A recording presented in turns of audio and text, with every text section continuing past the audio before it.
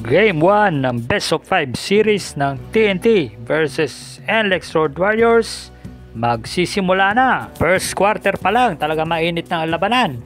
Unang nakapuntos sa NLEX ay si Robert Bolick. Agad naman binawian ni Roger Pugoy ng 3-point shot at lumamang ang TNT. Itong driving play ni Robert Bolick, talaga napakasakit ang inabot ni Robert Bolick at tinamaan siya sa muka. Sa pagkampas ng bola ni RHJ, muntik na tinawagan ng flagrant foul si RHJ, buti na lang at regular foul ang tinawag.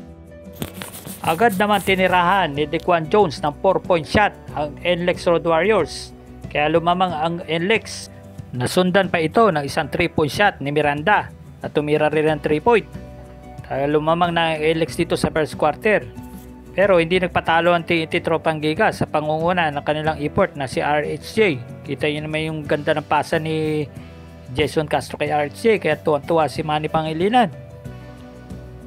Ito pa yung isang play ni RHJ, talagang unstoppable talaga dito. Bagamat sumablay si RHJ, napalo pa niya yung kanyang tira hanggang sa pumasok. Talagang top contender talaga si RHJ sa best import ng 2024 Governor's Cup. Ito yung isang driving play ni Calvin Optana. Talagang ito yung nagpabaon sa NLEX. Malas si Calvin Optana ng mga first, second, third quarter, pero no fourth quarter talagang pumukpok si Calvin Optana. Ito yung 3-4-point shot ni Quan Jones. Buti di tinawagan na offensive foul at naibaba niya yung lamang sa 4. Binuhat talaga ni RHJ ang TNT Tropang Giga. Ito yung kanyang driving play, talagang unstoppable talaga. Walang makapigil kay RHJ. Hanggang sa inunahan naman ng layup ni Quan Jones at naibabasa lamang sa 6. Ito yung ganda pasa ni Robert Bolick. Halos di kita lang ang iskoran sa bawat team. Ito ni si Semirad, talaga napakaganda ng depensa ni Semirad.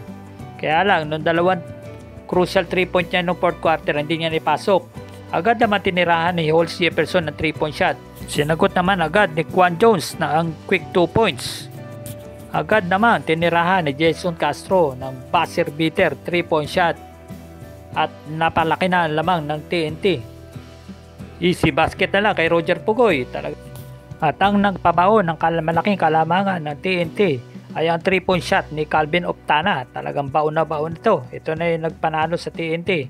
Kaya tuwan-tuwa si Coach Chat Reyes.